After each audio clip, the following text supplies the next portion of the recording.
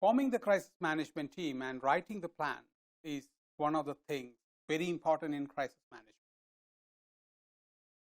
The crisis management team and the crisis management plan are the core of an organization's crisis planning efforts. Team meets together first and then develops the plan and tests it through mock disaster drills. Basic mission of the crisis management team is to plan for potential crises and manage the ones that eventually occur. Encompassing the mission involve 5 specific goals. The CMT identifies the crisis threats the organization is facing. Every organization faces threats that are unique to its industry and in some cases to its geographical location. In planning for a crisis, the team cannot formulate a response for every potential crisis, so it must be flexible and cluster into crisis families. The CMT develops crisis management plan. The crisis management team develops a crisis management plan that addresses the potential crisis or threats identified in the first step. The crisis management team leads the training in the areas of crisis management. 2 training levels are made available, one for the crisis management team and one for the organization members at large. Team training should occur at regular scheduled intervals. The crisis management team actively manages a crisis when one occurs. When a crisis does occur, the crisis management team is activated and placed in charge of managing the event. This phase of team's experience is most crucial because it reveals the performance in 2 areas. How well was the crisis handled and how well did the members of the team work together. Crisis management team leads the post-crisis evaluation so that learning can occur. After the crisis, a post-evaluation session is recommended to determine how well the crisis was managed. Crisis management team asks the following questions. What did we learn from this crisis? That will help as prevent a similar one in the future. If the same crisis did occur again, what could we do to differently to mitigate this impact? What aspects of crisis management response were performed well and what aspects of crisis performance or crisis response need improvement? So you should be asking these questions in the post-crisis evaluation. Generally, it is recommended to do it as early as possible. As time passes, what will happen is that you will tend to forget. That is a forgetfulness, and so you have to do it as early as possible. Team member characteristics. The characteristics of an ideal crisis management team should be able to work in a team environment. The crisis management team members must like people and enjoy working in a group or a team. This is not an assignment for an employee who prefers to work on projects independently. That is all it means. Ability to think under pressure. Crisis management team members should be able to think under pressure. For crisis management team members, however, stress should be a motivator, a sort of adrenaline shot that makes them want to manage a crisis environment. Ambiguity tolerance is another one. In a crisis situation, decisions are typically made in conditions of uncertainty. Ambiguity tolerance enables a decision maker to be effective even when desired information is not available. Good listening skills is another one. Team members need to listen effectively to the stakeholders and victims presenting their side of the crisis story. Listening to what is said is important, but being intuitive and listening for the untold story is equally critical. Verbal skills. Good speaking skills are a must. Some of the team members may be assigned to talk to members of the media and an assignment that requires excellent verbal skills. Among team members, communication intentions should also be clear. This ability goes back to the stress tolerance. because some team members may not be able to communicate as effective when they are under stress. Again, critical thinking skills are important. These characteristics include ability to analyze problems and evaluate alternatives by examining the pros and cons of each option, understanding the accumulation of details to an event and how they lead to a crisis is essential. Then the team composition. Team members should represent the major functional areas.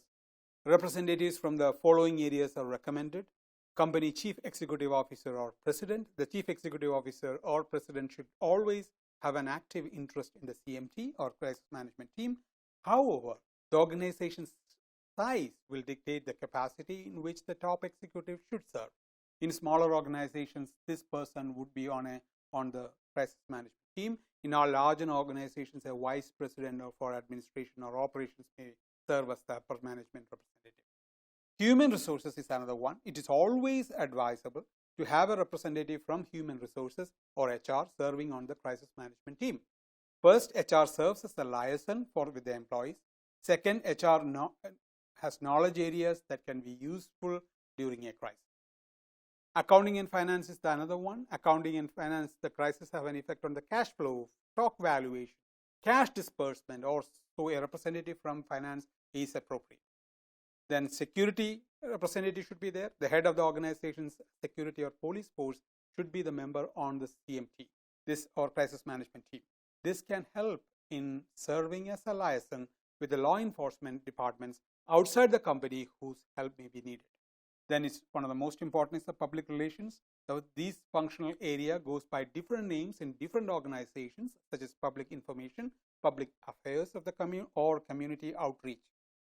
During the crisis, this department relays the information and viewpoints of the organization to its public stakeholders.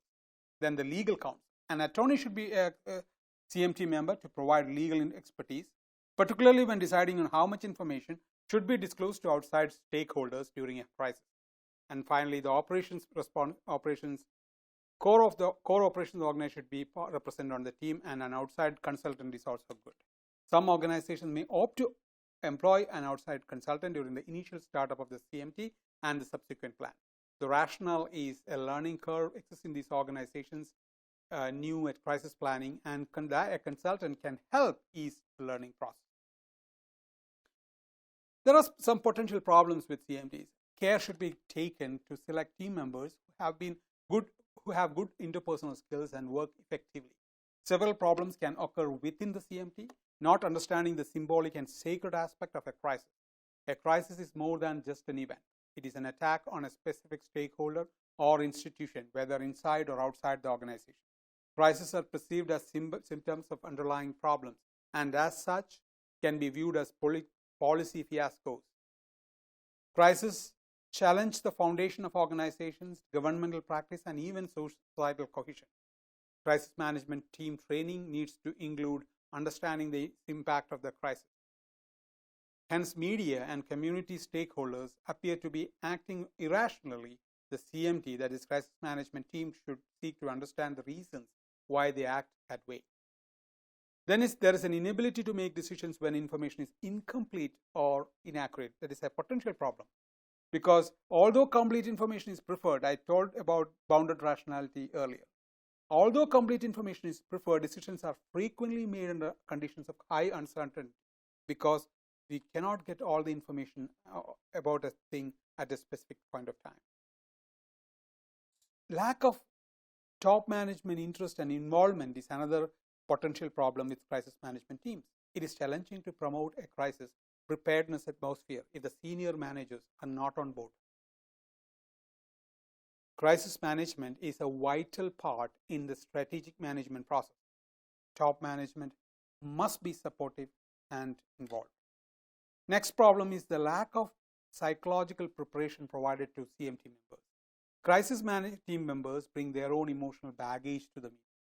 Some are more adept than handling the stresses and fears of working on the team than others. The fatigue factor will also play a role. Earlier for some members, and later for others, so it varies between members. However, in most cases, there is no forewarning as to what the crisis management team is about to face.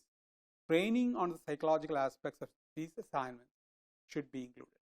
Several other challenges can face the CMT, including groupthink, operating in different time zones, verbal aggressiveness, and the presence of a Machiavellian personality.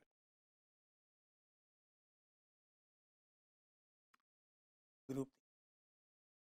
Janice identified groupthink as a problem in the decision-making process of groups and teams. Groupthink occurs when a team does not consider all the alternatives and potential scenarios associated with the problem. While group cohesiveness can be positive, too much can foster an atmosphere of groupthink. The rationale is that group members unwilling to speak up and group question the status quo or the leader or the conventional wisdom remain passive so as to upset the equilibrium, not to upset the equilibrium of the group. So they keep quiet, not upset the equilibrium of the group, even though they do not agree to this. Crisis teams can benefit from an outside consultant who can offer crisis management expertise and challenge the group on an erroneous assumption to combat groupthink. The team leader should be impartial, being careful not to state his or her personal preferences before a decision has been made. Above all, alternative viewpoints should be fostered as a means of combating poor decision. Remember, the S-man is a part of the group. Practicing in different time zones. When a crisis spans time zones, coordination problems can surface. For the multinational corporation with locations worldwide, it is necessary to negotiate different time zones and languages. One remedy is usually the partially distributed or virtually distributed crisis management team. It was discussed earlier. Verbal aggressiveness is another one. Chandler, 2001, warned of team members who can become overbearing or even hostile. Such people should be screened out as CMT or crisis management team candidates early in the team selection because they can obstruct group decision making, number open communication. Machiavellian personalities, this person's main goal is simply trying to look good and advance his or her agenda. Chandler also recommends avoiding this person and instead of looking for a team player who has a heart for solving problems. If the rest of the CMT is especially compliant, groupthink, and could possibly result in the Machiavellian type. So we should avoid Machiavellian personality type people in the crisis management team. Crisis management plan. Basic components of the plan. The following components are recommended for CMT. Cover page or crisis management plan. The cover page includes the name of the organization, general contact information, date of distribution, the company logo. A disclaimer may be added stating that the document is confidential and unauthorized use is prohibited. Table of contents. Although document should not be too lengthy, a table of contents should be included. Crisis management team members. Team members should be listed along with their respective departments and contact information, including email addresses, office phone, home phone, and cell phone numbers. Team member responsibilities. CMT members are selected as representatives from their functional areas of the organization. So it is expected they will be operating within their areas of expertise during the crisis. 2 decisions that need to be determined before a crisis are who is in charge of the team, who are the designated company spokespersons to the media, activation of crisis management team.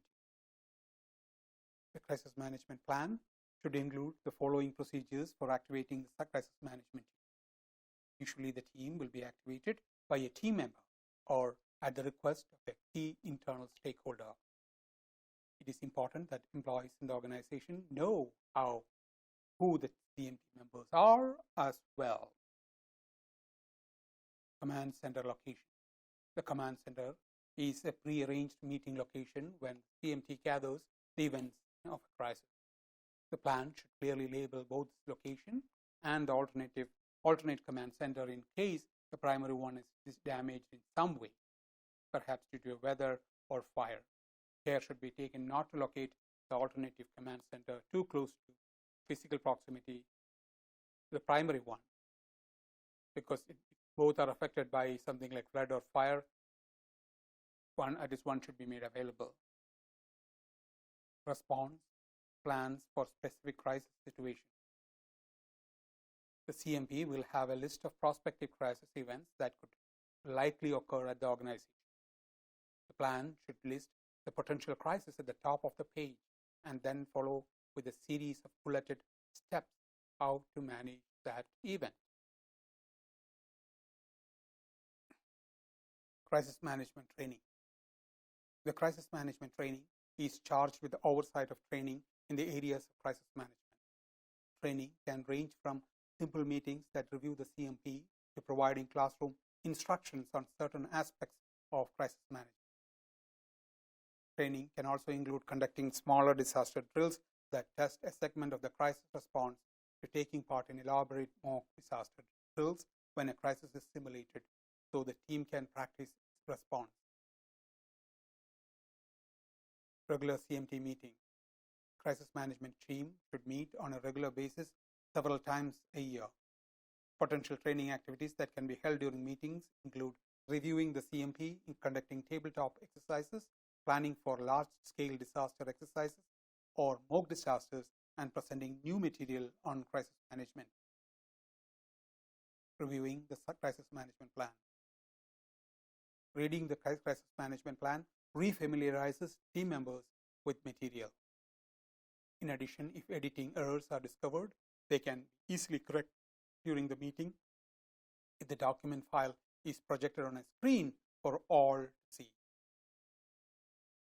Tabletop exercises. It occurs in the meeting room and involves discussing how the team would respond to a specific crisis. It's a form of disaster drill. A training workshop can be held in conjunction with the tabletop exercise. Workshop may last for several days and addresses a specific type of crisis. Finally, updating the crisis management capability. The objective is to learn new material that will assist the team in response to a crisis. Examples of training drills include the following: sending an emergency phone message and email to all employees in the organization, conducting a building evacuation drill, testing a procedure that is unique to the facility, conducting an active shooter exercise, accessing and using the firefighting equipment, conducting a lockdown drill, doing a shelter-in-place exercise, conduct shower drills. Simulation-based training creates scenarios that crisis management teams may encounter. It is interactive, immersive, and useful for skill development. A mock disaster scenario is recreated so that crisis management participant stakeholders can practice their response. Simulation-based training operates in real time and is as realistic a setting as possible. A mock disaster is a recreated scenario so that several crisis management team stakeholders can respond to and is more comprehensive than a disaster drill. Now let us look at the purpose of a mock disaster. A mock disaster activates and tests the crisis management team. This type of exercise involves a full activation of the CMT or crisis management team, as well as appropriate emergency providers in the community, such as law enforcement, fire departments, and emergency-based medical services. A mock disaster tests communication systems and networks that will be used during an actual crisis. A mock disaster should test the communication systems that will be used during an actual crisis: telephone systems, mobile radios, intranet, social media messaging, and the internet should all be activated and used during the drill. In addition, local fire and police departments may have special equipment they need to test. A mock disaster tests the effectiveness of the command center. If the command center has never been used for an actual crisis, it should be activated during the mock disaster. A mock disaster helps foster relationship with local fire and police departments. Developing relationship with these agencies before a crisis occurs is recommended. The mock disaster is an excellent vehicle for accomplishing this goal. A well-designed mock disaster can test key areas of crisis response and expose areas that needs improvement. A mock disaster can also alert the CMT where additional training is needed. A well-designed mock disaster should test the critical areas of crisis response and be rigorous enough to expose weak points. Another common area of weaknesses during crisis is the message overload. Too much information going through the system can be hard for employees to interpret. A mock disaster can also alert the CMT where additional training is needed. Mock disasters can help determine how polished these backup spokespersons are and whether they need additional training. Organizing a mock disaster. There should be a person in charge, set of goals and objectives, a delegated list of duties, a timeline for scheduling the drill. Specific considerations are determining the objectives of the drill. A mock disaster tests some response systems, but not organization's entire crisis response capability. The CMT should determine several key areas that need to be tested and include those in the plan. All the mock disasters should test communication capabilities and interviews by the media. If specific equipment is a part of the crisis response, then it should be tested as well. Develop a scenario that represents potential crisis in your organization. Crisis assessment activities reveal potential crisis events that could occur in the organization. The mock disaster should involve a scenario that represents real crisis that the organization might face. Ensure that top leaders in your organizations are supportive and involved in the drill. Support and participation in the mock disaster shows employees that management takes these activities seriously. Include as many stakeholders as feasible in the planning of the mock disaster. Despite the seriousness and intensity, mock disasters also have a social aspect to them in that groups of people are working together on a common project. Including as many individuals as possible who have a link to the drill is advisable. Include the local police, fire, and other emergency services. Fire and police department spend a great deal of time in training activities. Most will be receptive or taking part in a mock disaster because it serves as a training opportunity for their departments as well. Use mock reporters and victims. Mock reporters are standard in any disaster exercise of this scope. The realistic scenario of being interviewed by the media can be expected and intimidating. Including mock victims with injuries is also helpful or useful in this type of exercise to recreate the actual scenario. Invite members from the media to observe and report on your drill. In addition to using mock reporters, inviting the local media is an excellent idea as well. The training event can be featured in the local newspaper and on the television event news, ensuring that all of the employees and stakeholders, especially those who will experience the drill firsthand, are fully aware of this exercise in advance. The mock disaster should be well publicized to all employees and the local community so that citizens do not make the drill for a real crisis or mistake the drill for a real crisis. They may think that it's a real crisis going on otherwise if you are not informing them in advance. During the mock disaster, planning the mock disaster is an extensive process. The actual drill should proceed or with the guidelines presented here. And in addition, care must be taken not to create real crisis during the drill.